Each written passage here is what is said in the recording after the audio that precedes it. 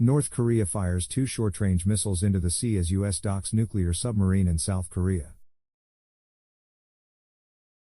Seoul, South Korea. North Korea fired 2 short-range ballistic missiles into the sea Wednesday in what appeared to be a statement of defiance as the United States deployed a nuclear-armed submarine to South Korea for the first time in decades. The launches came as the U.S. and the U.S.-led United Nations Command worked to resolve the highly unusual situation involving a U.S. soldier who crossed into North Korea while on a tour of a border village Tuesday afternoon. South Korea's Joint Chiefs of Staff said that from 3:30 to 3:46 a.m. North Korea fired 2 missiles from an area near the capital Pyongyang that flew about 550 kilometers, 341 miles, before landing in waters east of the Korean peninsula. The Japanese military said the missiles landed outside of Japan's exclusive economic zone and no damage to ships or aircraft was reported. The flight distance of the 2 missiles roughly matched the distance between Pyongyang and the South Korean port city of Pusan, where the USS Kentucky arrived Tuesday afternoon in the first visit by a U.S. nuclear-armed submarine to South Korea since the 1980s. Japanese Defense Minister Yasukazu Hamada told reporters the missiles flew on a low trajectory, reached about 50 kilometers, 31 miles, in altitude and may have made irregular maneuvers in flight.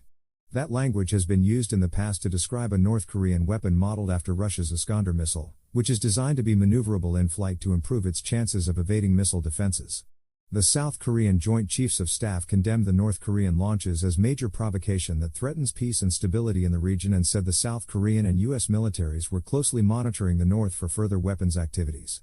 Wednesday's launches marked the North's first ballistic activity since July 12, when it flight tested a new solid-fuel intercontinental ballistic missile that demonstrated potential range to reach deep into the U.S. mainland.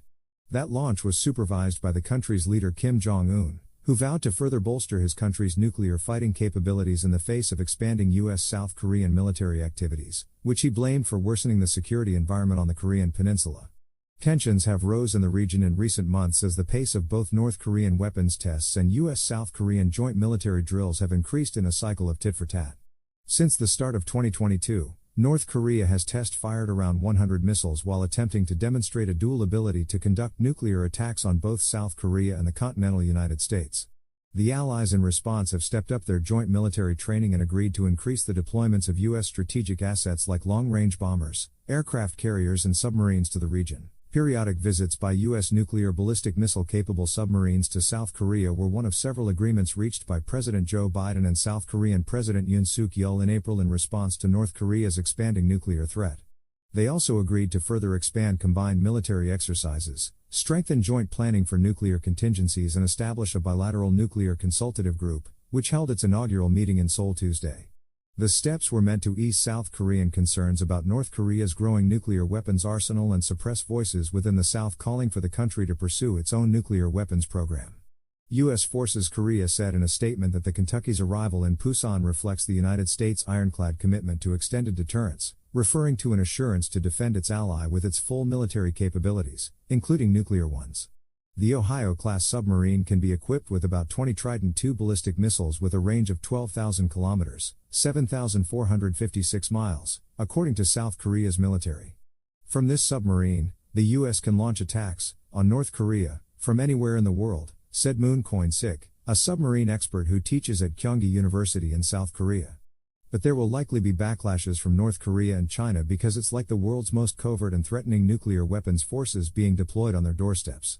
While some South Korean conservatives have expressed disappointment that the Biden-Yoon meeting in April came short of agreeing to station U.S. nuclear weapons or strategic assets in the South, placing nuclear weapons offshore and on submarines is actually a stronger deterrent in many ways, said Dooyeon Kim, a senior analyst at Washington's Center for a New American Security. Deterrence is strengthened when the location of American strategic assets is unknown to the adversary as long as the adversary knows that these weapons exist, said Kim.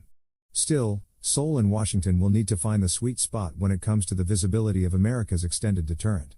Too much visibility of strategic assets could actually undermine the deterrent effect while too little could raise questions in Seoul about commitment, Kim said.